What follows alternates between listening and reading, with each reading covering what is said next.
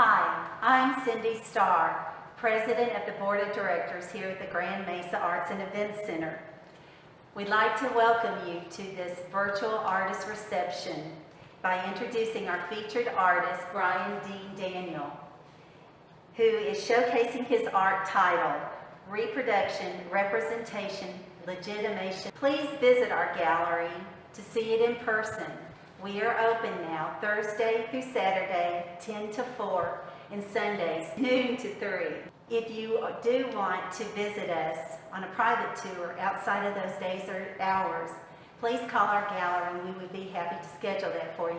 Now I'd like to introduce our artist, Bryan Dean Daniel. Thank you for being here. Oh, it's a real privilege, and it's so nice of you guys to have my stuff that's a little offbeat. We appreciate that. The variety is a good thing.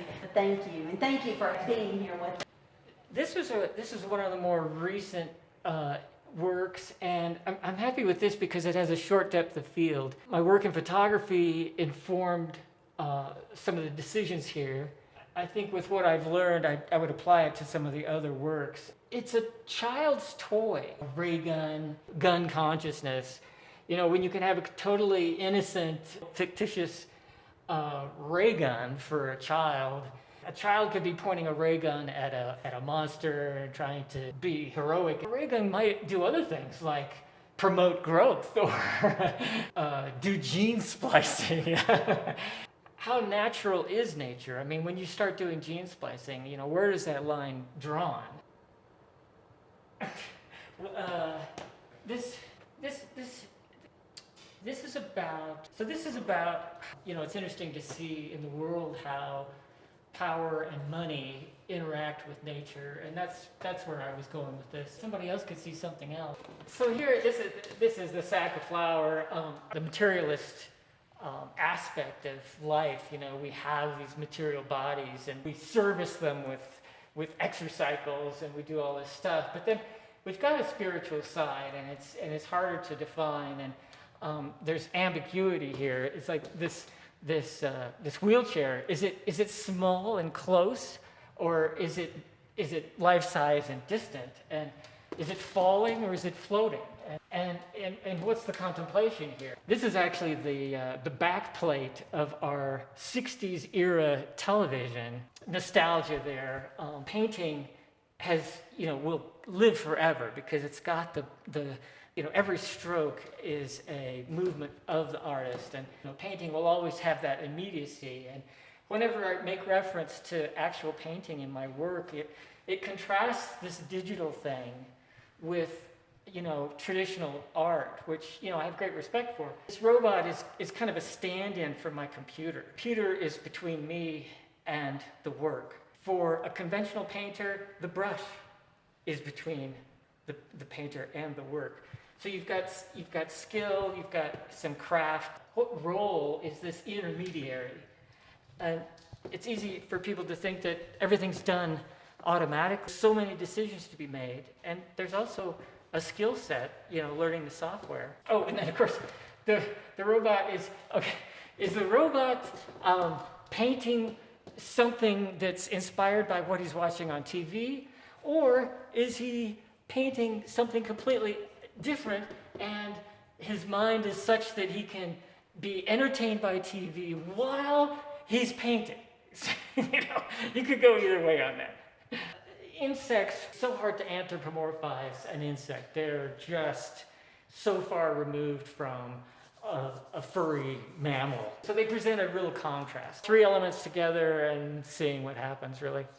The wheelchair for me represents the frailty of the human body. And, you know, obviously there's age, but there's also things that we do during our life that, you know, put us at risk. A couple different people enjoy this and take different things from it.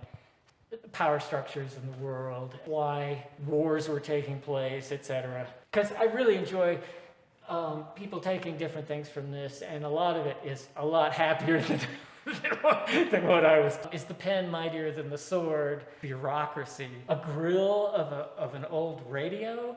So here I've revisited the robot again. This is actually my toy. It was a labor of love, but this took a long time to model.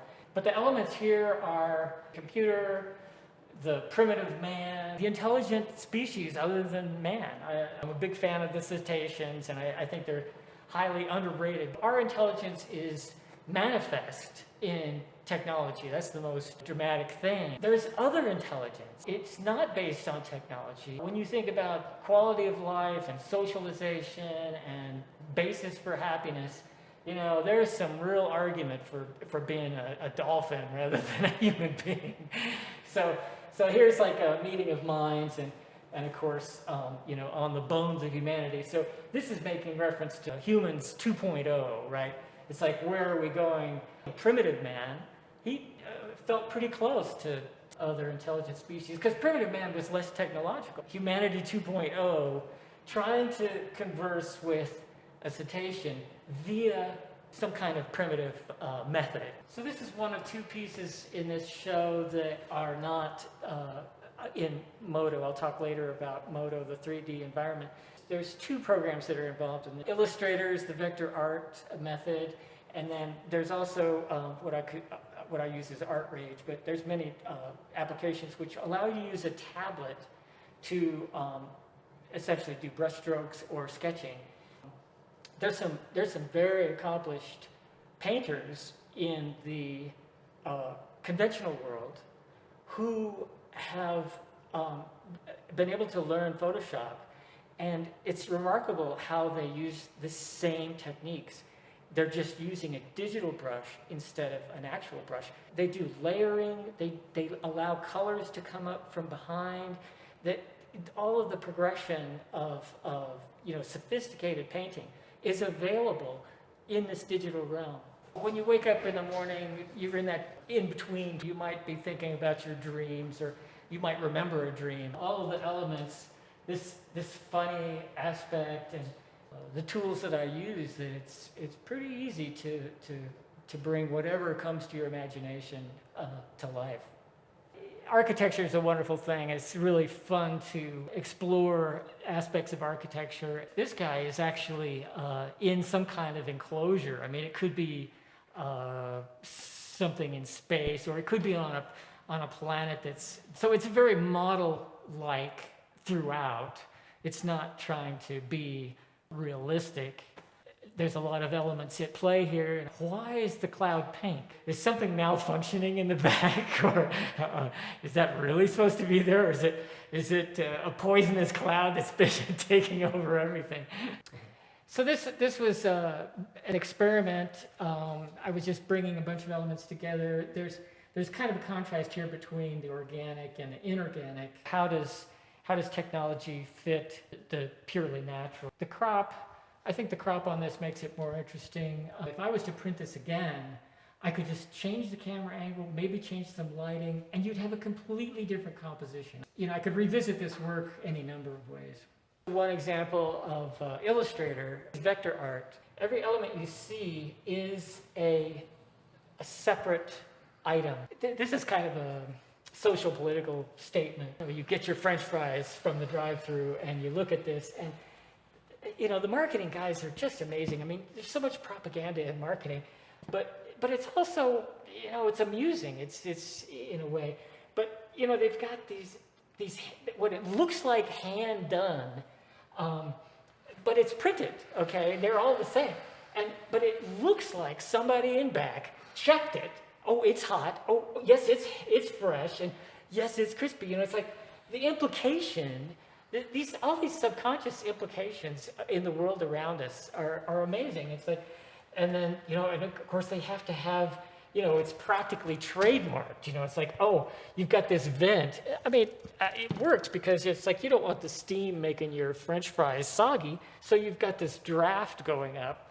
And I mean, people are paid to think about these things, and it's like, it's amazing. My hat's off to the people that do these things. But at the same time, I'm wary of all of the subconscious propaganda that we're being fed every day.